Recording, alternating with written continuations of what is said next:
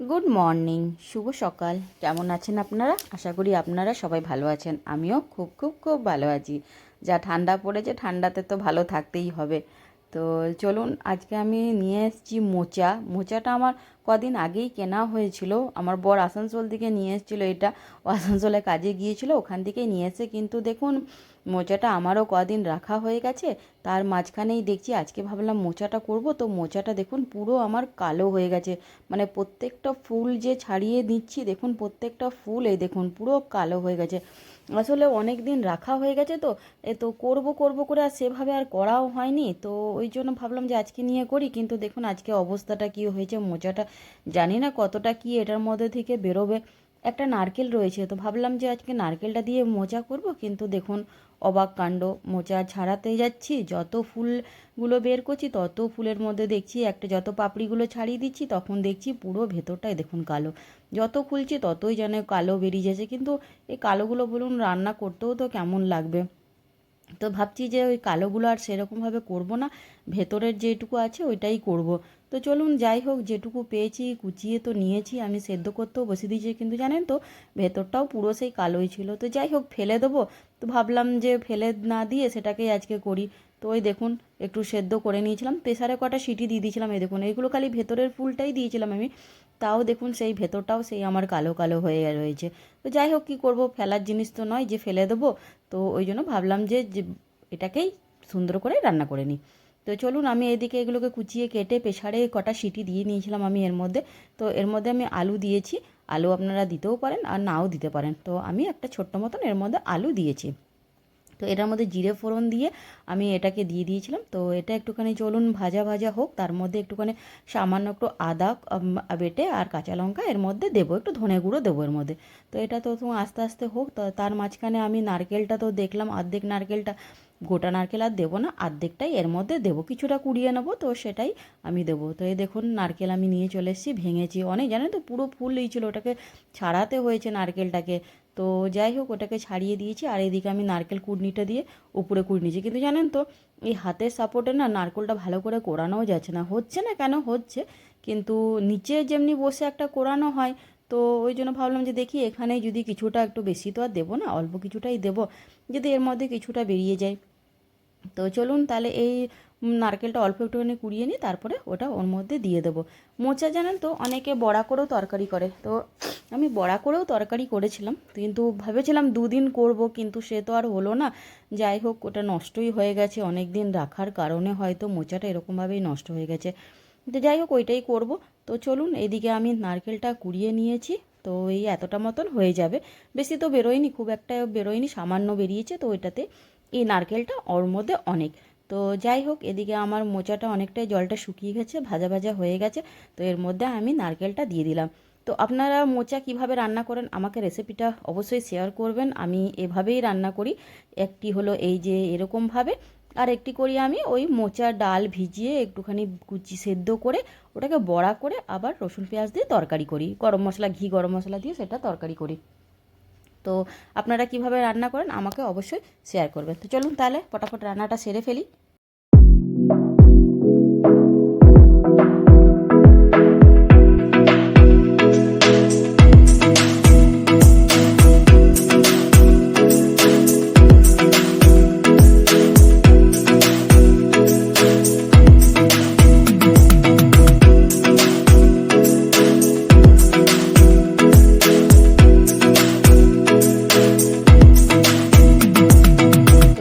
মোচাটা একটু ঘি দিয়ে দিয়েছিলাম এর মধ্যে, সামান্য একটুখানি এর মধ্যে।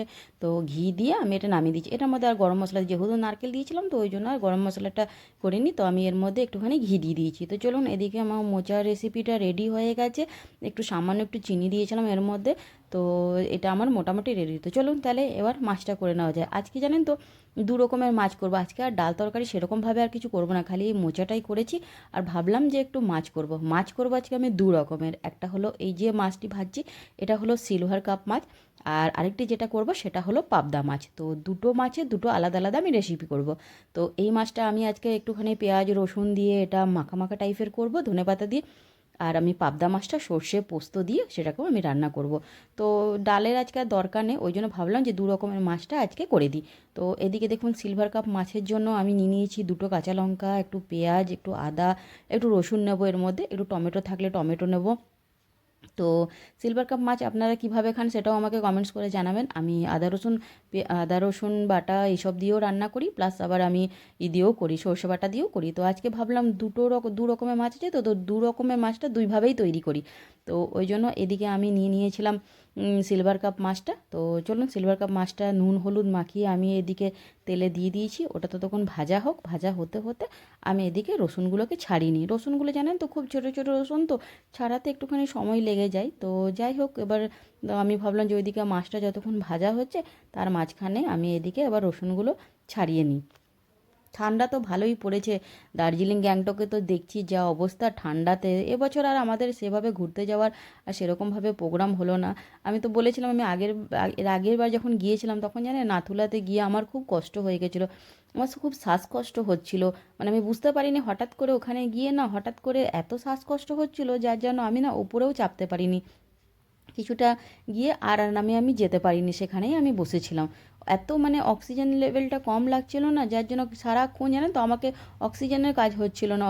ওখানে তো অক্সিজেনের সিলিন্ডার পাওয়া যায়, তো সেইগুলোও আমরা ক্যারি করেছিলাম, প্লাস আমরা নিয়েছিলাম, কর্পূর নিয়েছিলাম। তো কর্পূরের এই কাজটা আমার বেশি হয়েছিল।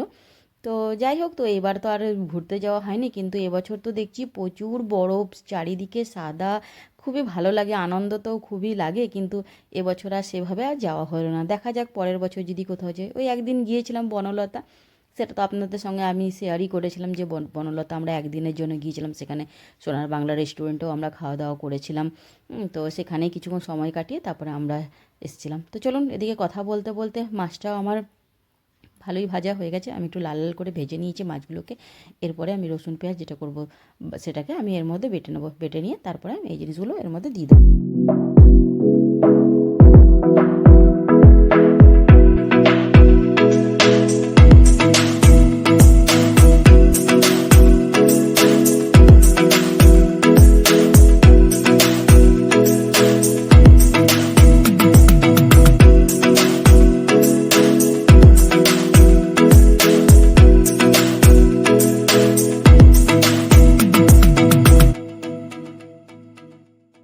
তো ওইদিকে আমার মাছগুলো ভাজা হয়ে গেছে, এদিকে আমি মশলাটা বেটে নিয়েছিলাম। তো মাছ ভাজা তেলটার মধ্যেই আমি আদা রসুন পেঁয়াজ কাঁচা লঙ্কা যেগুলো বাটা ছিল সেগুলো আমি দিয়ে দিয়েছিলাম। এর মধ্যে একটু গোটা গরম মশলা আমি ফোড়ন দিয়েছিলাম, একটু গোটা গরম মশলা আর একটু শুকনো লঙ্কা একটু জিরে দিয়েছিলাম এর মধ্যে।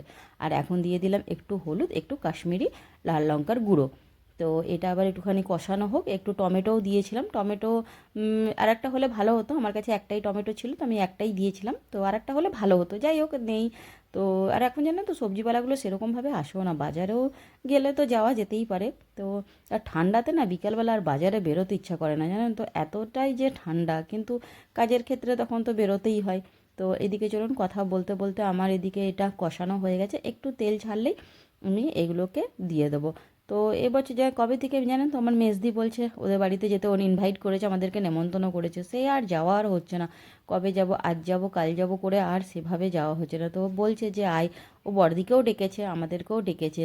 তো দেখি ভাবছি যে এই সপ্তাহের মধ্যে একদিন ছুটি ছাটা হলে তখন গিয়ে মেজদির বাড়িতে ঘুরে আসবো। মেজদির বাড়িতে শনি রবিবার ছাড়া তো আর যাওয়া যেতে পারে না, ও তো পঞ্চায়েতে কাজ করে চিত্তরঞ্জনে। তো ওই জন্য আর ওইভাবে যাওয়াও হয় না, ছুটি ছাটা না থাকলে তো হয় না। তো ওই জন্য ভাবছি যে এ সপ্তাহে ছুটি থাকলে তখন মেজদির বাড়িতে গিয়ে ঘুরে আসবো। তো চলুন এদিকে দেখুন কথা বলতে বলতে কষানো আমার অনেকটা হয়ে গেছিলো, তো আমি তার মধ্যে এখানে জল ঢেলে দিয়েছিলাম। তো মাছগুলো আমার দেখুন সুন্দর হয়েছে, বেশি আমি এটা ঝোল রাখবো না, যেহেতু পাবদা মাছটাও আমাকে করতে হবে, তো এটার মধ্যে বেশি আর ঝোল রাখবো না, একটু সামান্য গ্রেভি গ্রেভি করে রাখবো। তো চলুন এই মাছটা আমার ফুটে গেছে, তো মাছটা এবার নামিয়ে দেবো। নামিয়ে দিয়ে তারপরে আমি যে পাবদা মাছটা আছে সেটাকেও আমি নুন হলুদ মাখিয়েই রেখে দিয়েছি, তো সেটাকে এবার আমি করে নেবো। তো চলুন আপনারা দেখুন এই যে নামিয়ে নিয়েছি, মাছের ঝোলটা আমি সুন্দর করে নামিয়ে নিয়েছি। তো দেখতেই পাচ্ছেন কত বেশি আমি এর মধ্যে গ্রেভি রাখিনি, খুব একটা সামান্য অল্পই একটুখানি রেখেছি। তো এরপরে আমি পাবদা মাছটা করব, তো আপনারা আমার সঙ্গে থাকুন। তো এই যে কথা বলতে বলতে ওই মাছটা করতে করতে এদিকে দেখুন সময়টা এতটাই পেরিয়ে গেছে যে যে আমি মাছগুলো বের করে দেখুন দুটো ভেজেও রেখে নিয়েছি। ভাজার পরে আর দুটো আমি তেলে ছেড়ে দিয়েছি। তো মাছগুলোকে এবার ভেজে নিই। ও দেখুন, ও বাবা, এ আবার খুন্তিতেই ওঠে না। তো খুব অসুবিধা হয় জানে তো। এই দেখুন উঠছেই না, ও বলছে আমি তেলেই থাকবো, আর একটু ভাজা হবে মনে হয়, ওই জন্যই ও উঠছে না। যাই হোক, কথায় কথায় ও মাছটাকে আমি ভাজা হয়ে গেছে, এটাকে তুলে নিই। আর একটা মাছ আছে, ওটাকেও তুলে নিই।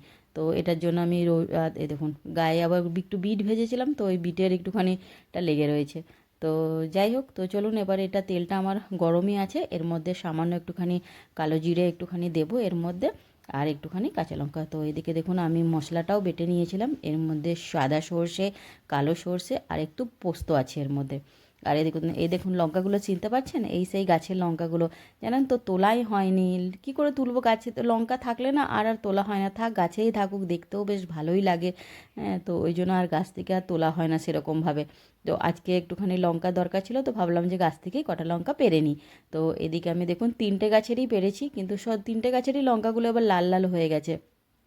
2-4টে পেরে নিয়েছে, আমি বললাম আগে এটার মধ্যে বেটে দিয়ে নিই, তারপরে আর কটা পরে তুলবো। তুলে নিই, জানেন তো, না তুলে না পেকে পেকে যাচ্ছে তো লঙ্কাগুলো, তো ওই জন্য আর রাখিনি বেশিক্ষণ, তো তুলে নেবো এটাকে। তো এইদিকে দেখুন আমি এটাও বেশি ঝোল করবো না, সামান্য একটু এর মধ্যে আমি জল দিয়েছিলাম। এর মধ্যে এবার আমি দিয়ে দেবো এই পাবদা মাছ ভাজাগুলো। পাবদা মাছের আপনি গ্রেভিও করতে পারেন, কিন্তু যেহেতু আমি ওই সিলভার কাপ মাছগুলো মশলা দিয়ে করেছিলাম, তো পেঁয়াজ রসুন দিয়ে করেছিলাম, তো ওই জন্য এইগুলোকে আর আমি পেঁয়াজ রসুন দিয়ে করলাম না, দুটো মাছ দু রকমভাবে করলাম আমি। তো এটাকে সর্ষে পোস্ত দিয়ে এটাকে আমি করেছি। এর মধ্যে একটু নামাবার সময় একটুখানি আমি ধনে পাতা উপর থেকে ছড়িয়ে দেবো, খেতে একটু টেস্ট হবে। তো চলুন এটা এবার আস্তে আস্তে ফুটুক।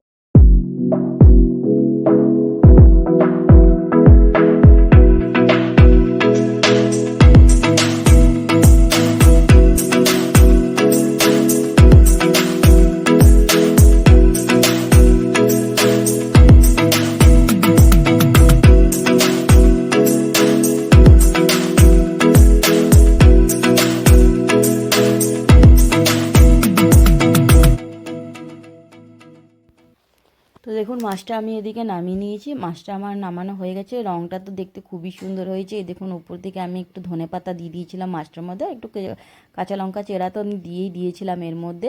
তো দেখুন খেয়ে বলবো আপনাদেরকে কেমন হয়েছে। দেখতে তো আমার খুবই ভালো লাগছে, খেয়ে দেখবো কেমন হয়েছে মাছটা। তো চলুন মাছটা রেখে দিয়েছি, ওইদিকে ভাতটা বসিয়ে দিয়েছি, ভাতটা এবার আস্তে আস্তে হোক, গাছের লঙ্কাগুলো তুলে নিই। তখন বললাম না যে তাড়াহুড়োর মধ্যে আমি 2-4টেই লঙ্কা তুলে নিয়ে গেছিলাম, আর তুলিনি। আর এই দেখুন লঙ্কাগুলো দেখুন কি ধুলো হয়েছে, দেখুন কবে থেকে জানেন তো লঙ্কাগুলো আর তোলা হয়নি, আর তুলতে দরকারও পড়েনি, লঙ্কা ছিল বলে ওই জন্য আর লঙ্কাটাগুলো তোলা হয়নি। তো আজকে ভাবলাম আর লঙ্কাগুলো রেখে লাভ নেই, লঙ্কাগুলো তুলেও নি, 1-2টো লঙ্কা তো লাগবেই। তো ওই জন্য দেখুন পেকেও গেছে জানেন তো, এই দেখুন 1-2টো করে অনেক পেকে গেছে। দেখুন এটা হলো হালকা সাদা সাদা ভাব একটু লঙ্কাগুলো, এই গাছের লঙ্কাগুলোও পেকে গেছে।